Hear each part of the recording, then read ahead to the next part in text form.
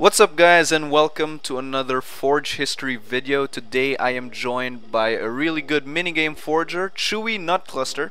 Aw, thanks for having me, Xandro. Yeah, I've known Chewy for quite a long time now, since Halo 4. We've been friends. Why can't we be friends? Why can't we be friends? Why can't we be friends? Why can't we be friends? I seen you around for a long, long time.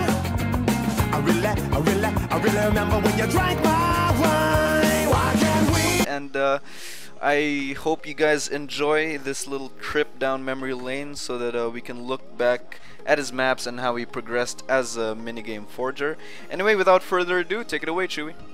Hi guys, so to start off, my Forge history really starts with Halo 4. I have to thank 343 for making Halo 4's multiplayer so bad, because that actually motivated me to start forging, because I still love playing Halo, but I hated matchmaking.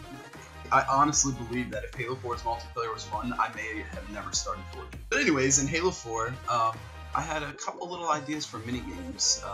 The first one that I really put time into was a minigame called Musical Shields. I remember Xandro always hosted his tippy top testing lobbies on HaloCustoms.com, and I joined him to test it out, and that was a really cool first experience because he told me that as long as I fixed up what was wrong with it, with their feedback, he'd like to feature it on YouTube.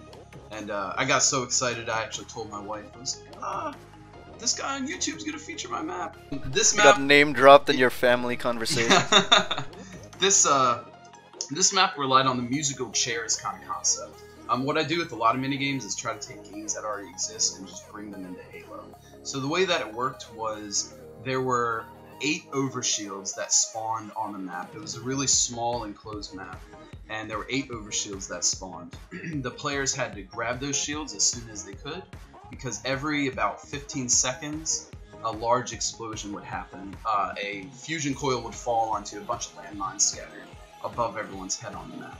If you didn't have a shield, you would die. This is something that I was just learning how to forge, so the concept came to me pretty well and it played out really well in my head. But when I started making it, I started realizing how tough forgers really had it getting these things to work properly.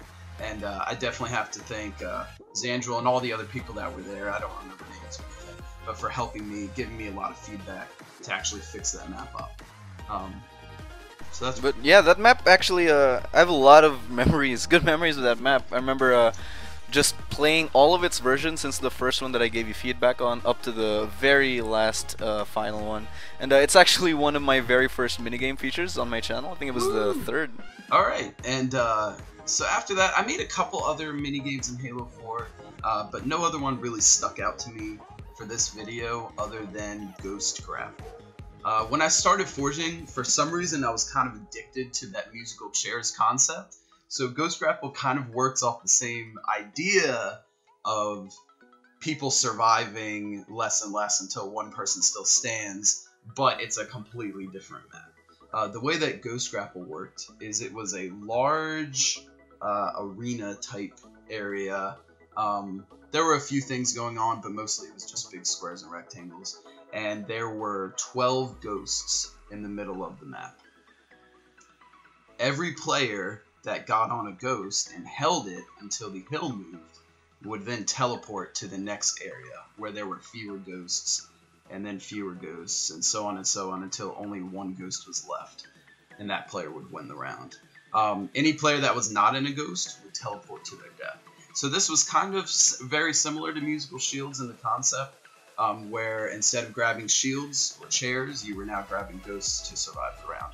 That one got pretty popular. I want to say that was my first big minigame. Ghost Grapple was also featured on my channel, and I remember that being just one of my favorite minigames in Halo 4, along with a speedrun and a bunch of those other good minigames. But Ghost Grapple was definitely really fun, and I always like just telling people in my lobbies, alright guys, in this minigame, your objective is to not get jacked off. They're like, Ghost Grapple is a minigame that I made right towards the end of Halo 4.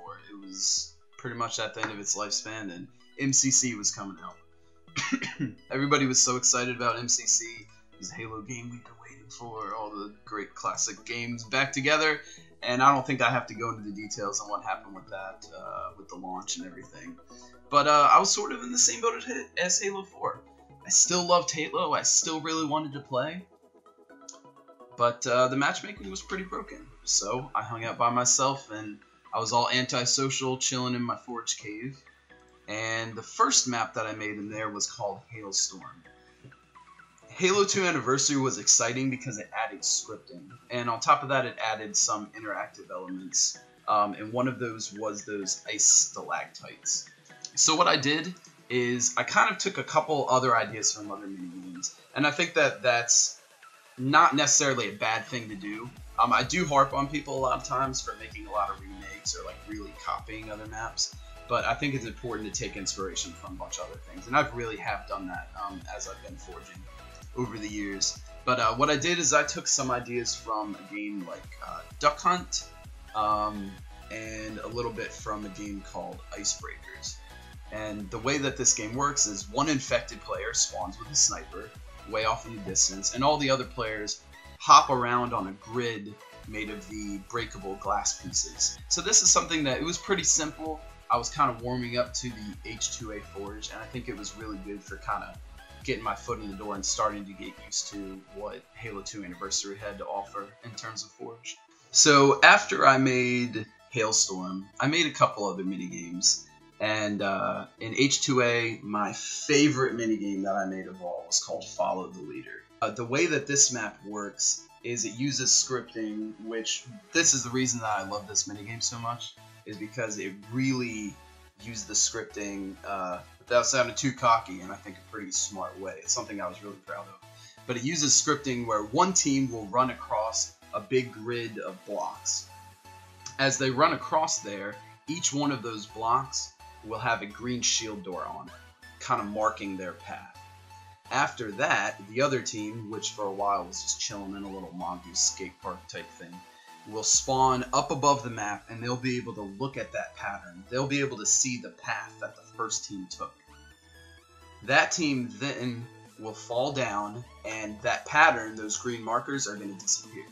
What they have to do is remember the path that the other team took and follow that exact path.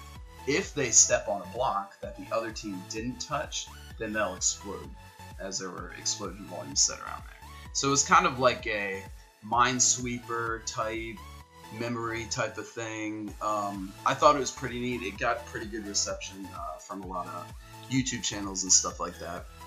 And that really ended my time with H2A before Halo 5 was about to come out. I remember when I first saw the Forge reveal for Halo 5, I was kind of bummed out that it wasn't coming at launch. But all these really awesome things, especially the scripting. I mean, the scripting is what had me so excited. They didn't really show much of it, but they kind of teased that every object would be scriptable, and they teased scripted movement, and that's what had me really excited the most. But the first thing that I did in Halo 5, when Forge came out, didn't really work out. I kind of abandoned it, and then I moved on to other things. Eventually, I came up with this map called Turf War.